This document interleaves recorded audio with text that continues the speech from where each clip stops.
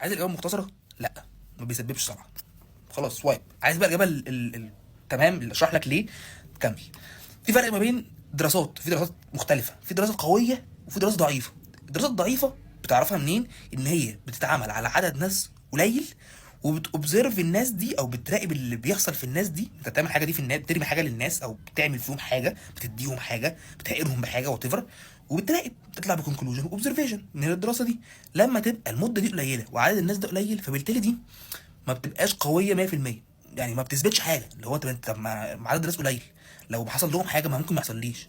لكن لما تبقى على عكس دراسه قويه معموله لعدد ناس كبير لفتره طويله، بتوبزرف وبتعرف ايه اللي حصل، او في حاجه اسمها ميتا اناليسيز. ميتا اناليسيز دي اللي هي بتبقى عدد دراسات كبير، كذا دراسه اصلا وجمعهم مع بعض وبيطلع منهم بكونكلوجن، دي الميتا اناليسيز.